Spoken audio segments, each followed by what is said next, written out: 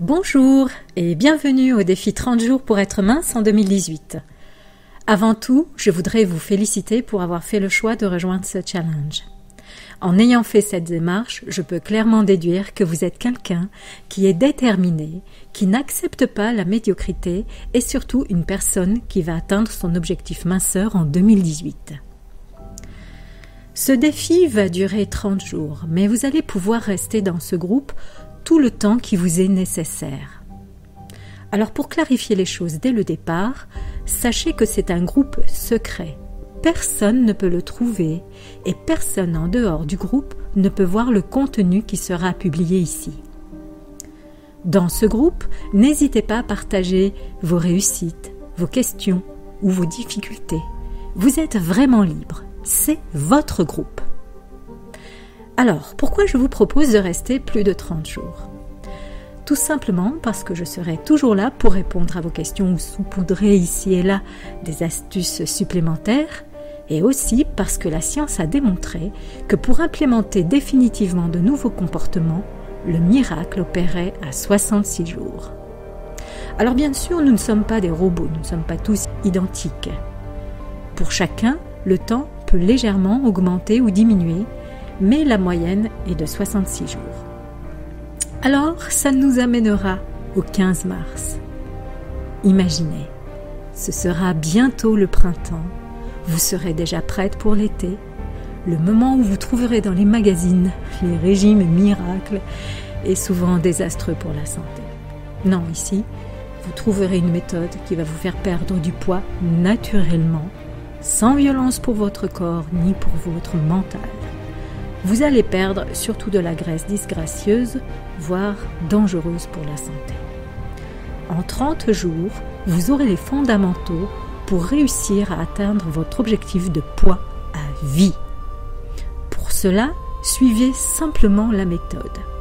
Si vous l'appliquez, vous allez générer des résultats extraordinaires.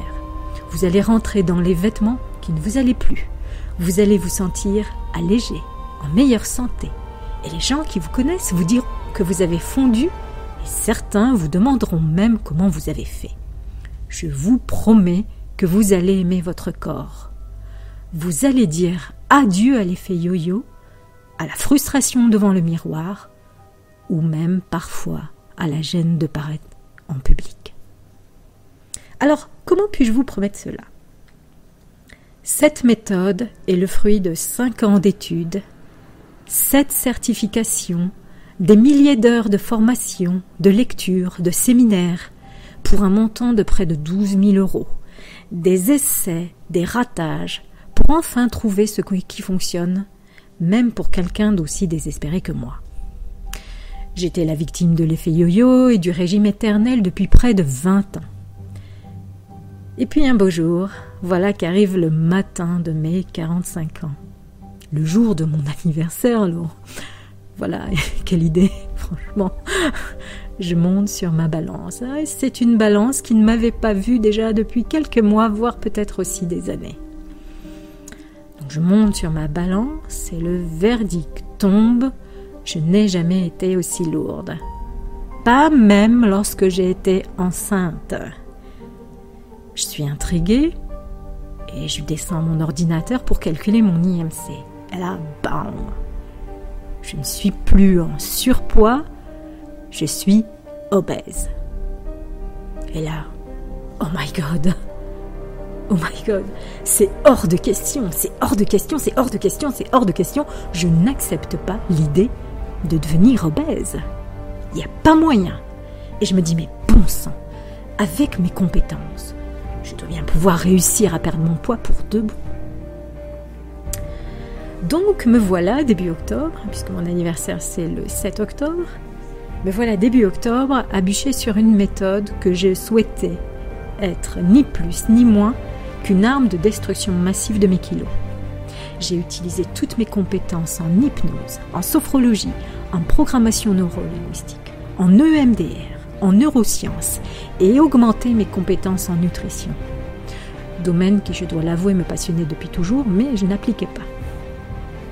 Du coup, j'ai axé la globalité de ce programme au changement pour créer de nouvelles habitudes sans souffrance et s'y tenir, sans réfléchir, que ça devienne de sains automatismes, que je sois heureuse de suivre, sans privation drastique, qui me permettent de maintenir une vie sociale, une méthode que je pourrais suivre à vie pour garder mon poids de forme, mon poids idéal à vie.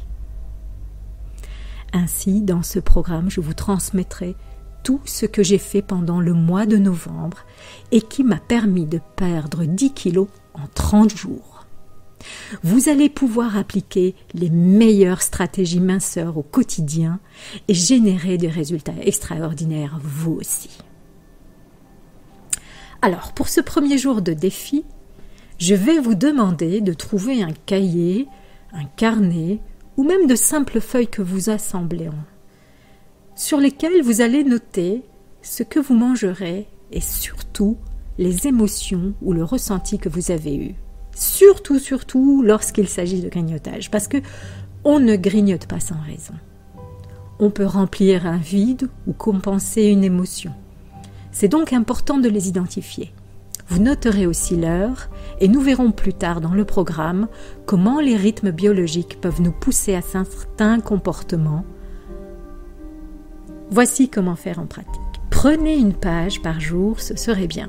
En haut de la page, notez la date du jour. En dessous, commencez à créer un tableau, créez une première petite colonne pour noter l'heure. Dans la largeur restante de votre page, que vous diviserez en 3, dans la première colonne, vous noterez les ressentis avant la prise alimentaire, ce qui vous demandera de réfléchir quelques secondes. Avant de passer à l'action, vous vous demanderez qu'est-ce qui me pousse, quelle sensation je ressens, qu'est-ce qui me pousse à manger maintenant. Dans la deuxième colonne, vous noterez ce que vous avez mangé. Dans la troisième colonne, et la dernière, vous noterez les émotions que vous avez ressenties après avoir fini de manger ou dans les 30 minutes à 1 heure après votre consommation. Alors, les émotions qui peuvent pousser à manger, bien sûr, la première, c'est la faim. Mais ça peut être beaucoup plus ennuyeux. Par exemple, à l'occasion, ça peut être l'ennui, la sensation de vide, la colère, la frustration, la joie, etc. Quand vous notez les aliments, inutile de noter au gramme près. Notez seulement une pomme, un croissant, une assiette de pâtes ou de légumes, une portion de viande, 2 œufs, etc. Les ressentis après manger peuvent être de nouveau la faim, et oui, ou au contraire la satiété, la colère, la culpabilité, la fierté. Notez ce qui vous vient naturellement. Alors pourquoi je vous demande de faire cela ?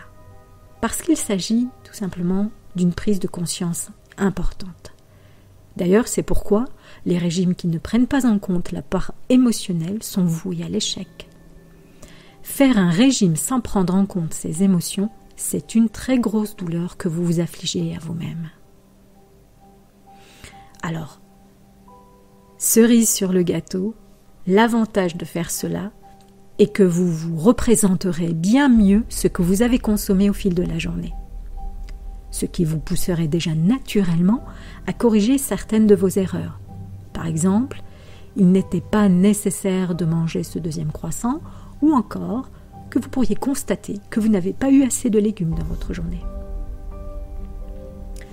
Donc, pour ce premier jour, commencez par prendre des notes dans ce que nous appellerons le carnet minceur.